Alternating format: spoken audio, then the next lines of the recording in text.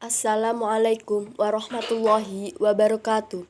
Alhamdulillahirabbil alamin wa bihi nasta'in wa ala umurid dunya waddin wassalatu wassalamu ala asyrafil anbiya'i wal mursalin sayyidina wa maulana Muhammadin wa ala alihi wa sahbihi wa barik wa salim ajmain, amma ba'd. Alhamdulillahirabbil alamin. Semoga pada hari ini kita senantiasa diberi kesehatan, keselamatan, rahmat, taufik, dan hidayahnya kepada kita semua. Amin, amin ya robbal alamin. Yang pertama-tama, terima kasih kepada Bapak dosen yang telah memberikan kesempatan kepada kami untuk menyampaikan makalah kami yang berjudul Pendidikan dalam Quran Surat Luqman ayat 12-19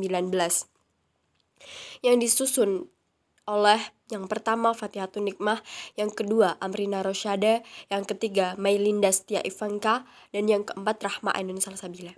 Langsung saja kita masuk ke dalam pendahuluan.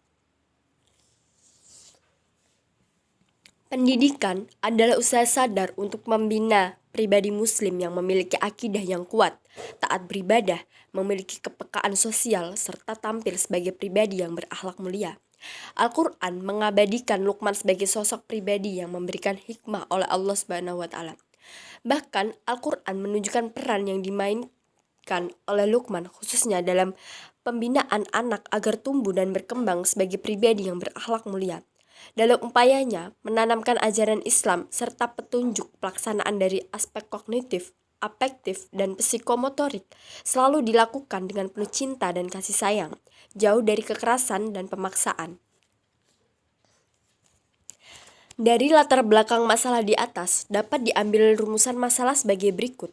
Yang pertama, bagaimana penafsiran dari Muhammad Quraisy Shihab terhadap Quran Surat Luqman ayat 12-19. Yang kedua, bagaimana kandungan materi pendidikan menurut Muhammad Quraisy Shihab dalam Quran Surat Luqman ayat 12-19. Dan yang ketiga, bagaimana nilai-nilai yang terkandung dalam Quran Surat Luqman ayat 12-19.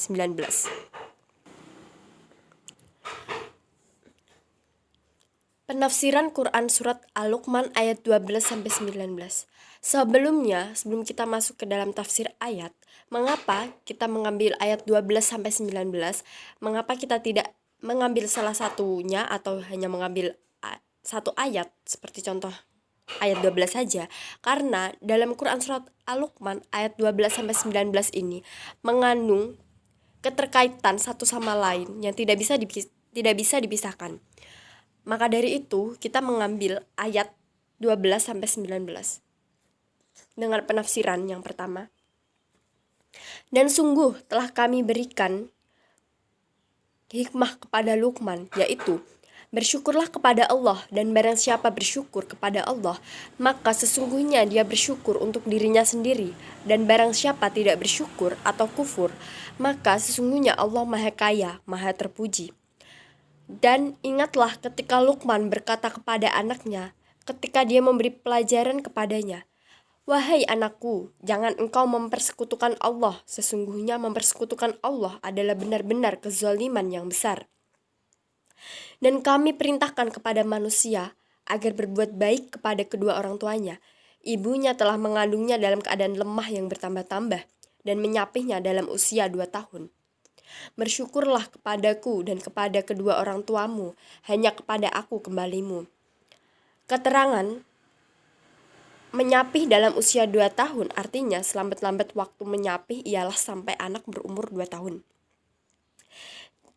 Kemudian ayat 15, dan jika keduanya memaksamu untuk mempersekutukan aku dengan sesuatu yang tidak engkau mempunyai ilmu tentang itu, maka janganlah engkau menaati keduanya, dan pergaulilah keduanya di dunia dengan baik, dan ikutilah jalan yang kembali kepadaku, kemudian hanya kepadaku tempat kembalimu, maka akan aku beritahu padamu apa yang telah kamu kerjakan. Luqman berkata, "Wahai anakku, sungguh jika ada sesuatu perbuatan seberat biji sawi dan berada dalam batu atau di langit atau di bumi, niscaya Allah akan memberikan balasan. Sesungguhnya Allah Maha Halus, Maha Teliti." Sesungguhnya Allah Maha Halus yang berarti maha halus ialah ilmu Allah itu meliputi segala sesuatu bagaimanapun kecilnya. Wahai anakku, laksanakanlah sholat dan suruhlah manusia berbuat yang makruf dan cegahlah mereka dari yang mungkar dan bersabarlah terhadap apa yang menimpamu. Sesungguhnya yang demikian itu termasuk perkara yang penting. Dan janganlah kamu memalingkan wajah dari manusia karena sombong, dan janganlah berjalan di bumi dengan angkuh. Sungguh Allah tidak menyukai orang-orang yang sombong dan membanggakan diri. Yang ayat 19, dan sederhanakanlah dalam berjalan, dan lunakkanlah suaramu, sesungguhnya seburuk-buruk suara ialah suara keledai. Makna dari sederhanakanlah dalam berjalan maksudnya etika berjalan, jangan terlampau cepat dan jangan pula terlalu lambat. Kemudian yang kedua, mufradat Quran surat Luqman ayat 12 dan 13. Luqman, dia adalah seorang tukang kayu, kulitnya hitam, dan dia termasuk di antara penduduk Mesir yang berkulit hitam, serta dia adalah orang yang hidup serba sederhana. Allah telah memberinya hikmah yang menganugerahkan kenabian kepadanya. Kemudian yang kedua, al-hikmah. Al-hikmah yaitu kebijakan dan kecerdikan. Banyak perkataan bijak yang berasal dari Luqman, antara lain perkataannya kepada anak lelakinya. Hai anakku, sesungguhnya dunia itu adalah laut yang dalam, dan sesungguhnya banyak manusia yang tenggelam ke dalamnya. Maka jadikanlah perahumu di dunia bertakwa kepada Allah Subhanahu wa taala. Muatannya iman dan lautannya bertawakal kepada Allah Subhanahu wa taala. Barangkali saja kau dapat selamat atau tidak tenggelam ke dalamnya. Akan tetapi, aku yakin kau dapat selamat. Kemudian yang ketiga, asyukru. Asyukru yaitu memuji kepada Allah, menjurus kepada perkara yang hak, cinta kebaikan untuk manusia, dan mengarahkan seluruh anggota tubuh serta semua nikmat yang diperoleh kepada ketaatan kepadanya. Kemudian yang terakhir, al-iddah. Al-iddah mengingatkan dengan cara yang baik hingga hati orang yang diingatkan menjadi lunak karenanya. Kemudian masuk ke asbabun nuzul. Surat Luqman adalah surat yang turun sebelum Nabi Muhammad SAW berhijrah ke Madinah. Menurut mayoritas ulama, semua ayat-ayatnya Makkiyah. Penamaan surat ini sangat wajar karena nama dan nasihat beliau yang sangat menyentuh diuraikan di sini. Dan hanya disebut dalam surat ini. Tema utamanya adalah ajakan kepada tauhid dan kepercayaan akan keniscayaan kiamat serta pelaksanaan prinsip-prinsip dasar agama. Al-Biqai berpendapat bahwa tujuan utama surat ini adalah membuktikan betapa kitab Al-Quran mengandung hikmah yang sangat dalam, yang mengantar kepada kesimpulan bahwa yang menurunkannya adalah Dia, Allah Subhanahu wa taala yang maha bijaksana dalam firman-Nya. Dia memberi petunjuk untuk orang-orang yang bertakwa. Surat ini terdiri dari 33 ayat menurut ulama Mekah dan Madinah dan 34 menurut ulama Syam, Kufah, dan Basrah. Perbedaan itu sebagaimana Anda ketahui hanya berbeda dalam cara menghitung, bukan berarti ada ayat yang tidak diakui oleh yang menilainya hanya 33 ayat. Asbabun nuzul ayat 13 adalah ketika ayat ke-82 dari surat Al-An'am diturunkan, para sahabat merasa keberatan, kemudian mereka datang menghadap Rasulullah SAW seraya berkata, "Wahai Rasulullah, siapakah di antara kami yang dapat membersihkan keimanannya dari perbuatan zalim?" Tanya beliau, "Bukan begitu, bukankah kau telah mendengar wasiat Luqman Hakim kepada anaknya? Hai anakku, janganlah kau mempersekutukan Allah, sesungguhnya mempersekutukan Allah adalah benar-benar kezaliman yang besar." Sa'ad bin Malik, seorang lelaki yang sangat taat dan menghormati ibunya ketika ia memeluk Islam, ibunya berkata, "Wahai Sa'ad, mengapa kamu tega meninggalkan agamamu yang lama, memeluk agama yang baru?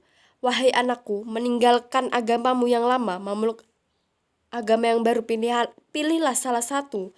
Kau kembali memeluk agama yang lama, atau aku tidak makan dan tidak minum sampai aku mati." Maka saat kebingungan, bahkan ia dikatakan tega membunuh ibunya. Maka saat berkata, "Wahai ibu, janganlah kau lakukan yang demikian. Aku memeluk agama baru, tidak akan mendatangkan madarat, dan aku tidak akan meninggalkannya." Maka Umi Saat pun nekat tidak makan sampai 3 hari 3 malam. Saat berkata, "Wahai ibu, seandainya kau memiliki 1.000 jiwa kemudian satu persatu meninggal, tetap aku tidak akan meninggalkan agama baruku, yaitu Islam. Karena itu terserah ibu mau makan atau tidak." Maka ibu saat itu pun makan. Sehubungan dengan itu, maka Allah Subhanahu wa taala menurunkan ayat ke-15 sebagai ketegasan bahwa kaum muslimin wajib taat dan tunduk kepada perintah orang tua sepanjang bukan yang bertentangan dengan perintah-perintah Allah Subhanahu wa taala. Kemudian kita masuk ke tadabur ayat. Ayat 12 sampai 19 menjelaskan bahwa Allah memberikan hikmah kepada Luqman, sebab itu ia harus bersyukur kepada Allah. Di antara hikmah tersebut ialah sistem pendidikan anak. Sistem pendidikan anak yang diberikan kepada Luqman sangat mendasar dengan urutan yang sangat teliti, mencangkup semua hal yang utama. Luqman memulai pendidikan anaknya dari masalah akidah atau keimanan agar tidak tercampur dengan syirik. Sebab sebaik apapun akhlak dan sebanyak apapun amal saleh, jika akidah belum bersih dari syirik, maka tidak akan bermanfaat di akhirat kelak. Setelah akidah bersih, Luqman mengajarkan perbuatan baik dan taat kepada kedua orang tua. Taat kepada kedua orang tua itu dibatasi selama tidak maksiat kepada Allah, karena jalan hidup yang ditempuh haruslah yang menyampaikan kepada Allah. Setelah itu, Luqman mengajarkan anaknya muraqabatullah atau merasa diawasi oleh Allah Subhanahu wa taala. Karena tidak ada yang tersembunyi dari ilmu Allah. Dengan demikian, anak akan memiliki pertahanan dari dalam diri dan tidak tergantung kepada kontrol manusia yang berpengaruh dari luar. Setelah itu, Luqman mengajarkan anaknya sholat dan berdakwah yang menjadi tiang dakwah. Setelah itu, Luqman mengajarkan akhlak bergaul dengan manusia berdasarkan ketentuan dari Allah. Inilah sebagian hikmah tersebut. Kemudian kandungan materi pendidikan menurut Muhammad Quraish Shihab, Quran Surat Luqman ayat 12-19. Pada ayat 12, Surat Luqman ini menjelaskan terkait hikmah.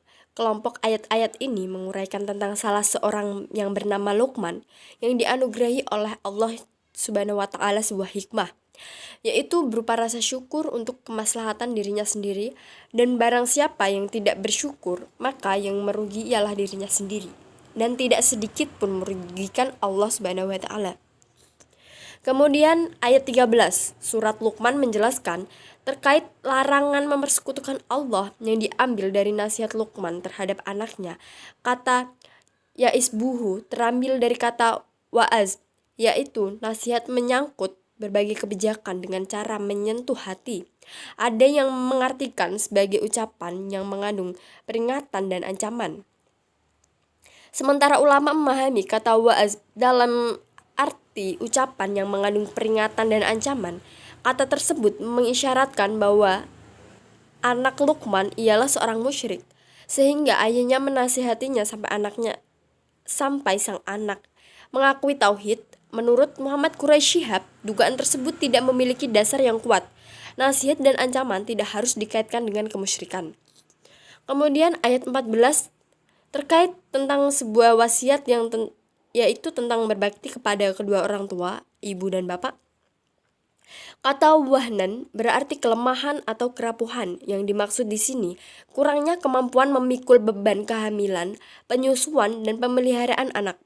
Patron kata yang digunakan ayat inilah mengisyaratkan betapa lemahnya sang ibu sampai ia dilukiskan sebagai kelemahan itu sendiri, yaitu segala sesuatu yang berkaitan dengan kelemahan telah menyatu pada dirinya yang dipikulnya. Ayat ini menekankan kepada jasa seorang ibu memang Memang ayah pun bertanggung jawab menyiapkan dan membantu ibu agar beban yang dipikul tidak terlalu berat, tetapi ia tidak langsung menyentuh anak. Berbeda dengan peranan ibu, betapapun peranan tidak sebesar peranan ibu dalam proses kelahiran anak, namun jasa tidak diabadikan. Karena itu,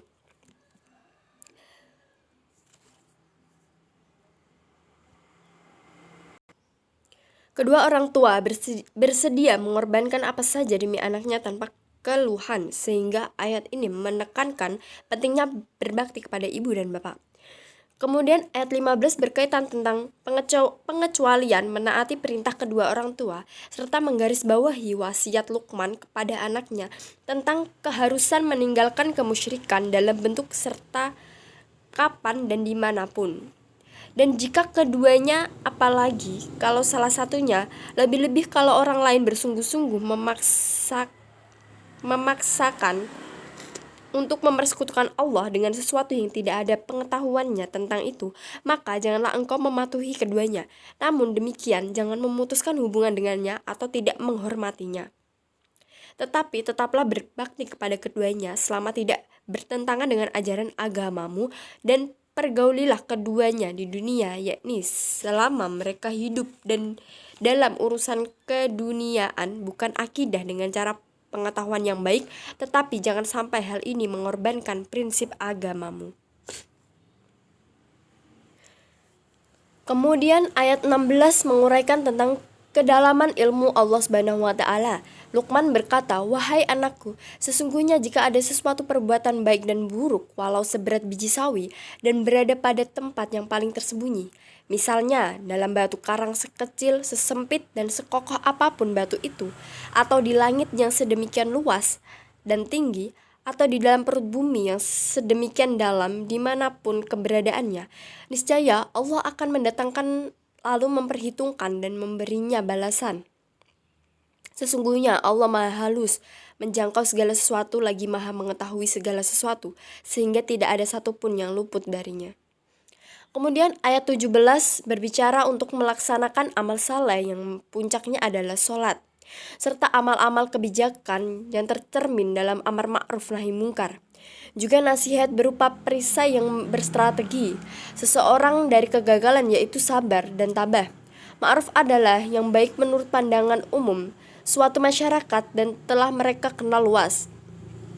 Sedangkan munkar adalah sesuatu yang dinilai buruk oleh mereka yang bertentangan dengan nilai-nilai ilahi. Sedang kata sabar, makna berkisar pada tiga hal. Yang pertama berarti menahan, kedua ketinggian sesuatu, dan ketiga sejenis batu. Dari makna menahan lahir makna konsisten dan bertahan, karena yang bersabar bertahan menahan diri suatu sikap. Jadi sabar ialah menahan gejolak nafsu dari mencapai yang baik atau yang terbaik. Kemudian ayat 18 dan 19 berbicara tentang akhlak dan sopan santun berinteraksi kepada sesama manusia. Materi pelajaran akidah beliau selingi dengan materi pelajaran akhlak. Kita dianjurkan tampil kepada setiap orang dengan wajah berseri, penuh rendah hati, berjalan dengan lemah lembut, penuh wibawa, bersikap sederhana, dan berjalan dan melunakkan suara. Dari penjelasan tafsir di atas, maka dapat diambil pelajaran bahwasannya dalam Al-Quran surat Luqman ayat 12-19 tersebut terdapat 3 pokok ketentuan agama atau materi pendidikan yang sangat penting bagi manusia pada umumnya, yaitu materi akidah, syariah, dan akhlak. Kemudian nilai-nilai pendidikan surat Luqman ayat 12-19. Pada ayat 12, Allah menjelaskan profil Luqman sebagaimana hamba Allah yang diberi anugerah al-hikmah darinya. Dengan al-hikmah itu, ia mendidik anaknya menjadi hamba Allah yang senantiasa bersyukur. Langkah-langkah Luqman mendidik anaknya dalam upaya mencapai abdan syakura dijelaskan dalam ayat 13-19 dengan rincian sebagai berikut. Yang pertama, larangan berbuat syirik, yaitu menyekutukan Allah dengan segala sesuatu. Perintah berbuat baik kepada kedua orang tua atau keharusan berbuat baik kepada orang tua yang juga dibatasi oleh aturan-aturan Allah. Ketiga, keimanan, keempat sholat dan amar ma'ruf nahi munkar, kelima etika. Dari sisi redaksi, secara keseluruhan nasihat Luqman berisi 9 perintah, 3 larangan, dan 7 argumentasi.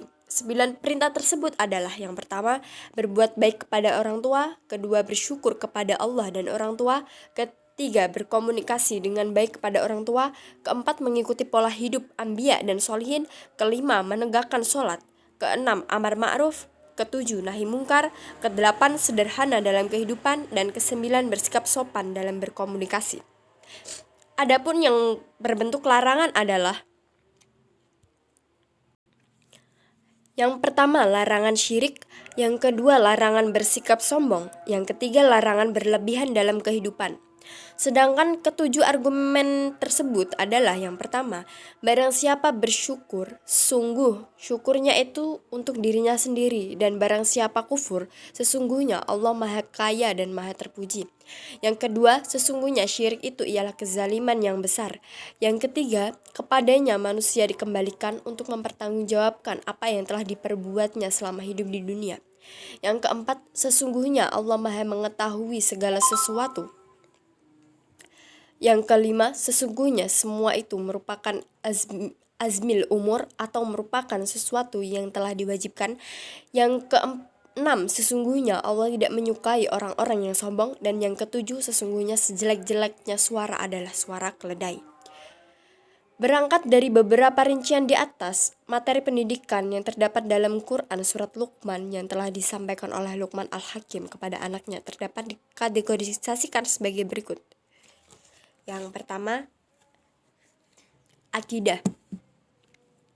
Akidah yang menyangkut masalah keimanan kepada Allah Subhanahu wa taala. Hal ini sudah tercakup iman kepada malaikat, kitab-kitabnya, para nabi, hari kiamat, dan qadar. Materi ini terdapat pada ayat 12, 13, dan 16. Syariat, yakni suatu sistem norma ilahi yang mengatur hubungan manusia dengan Tuhan, hubungan manusia dengan manusia, dan hubungan manusia dengan alam. Kaidah syariat ini terbagi menjadi dua. Pertama, ibadah, seperti sholat, toharoh, zakat, puasa, dan haji. Muamalah, yakni tata aturan ilahi yang mengatur hubungan manusia dengan manusia dan berhubungan manusia dengan harta benda.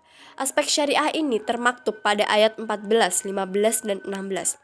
Kemudian yang keempat, akhlak. Secara etimologis, akhlak adalah perbuatan yang mempunyai sangkut paut dengan Khalik, sang pencipta.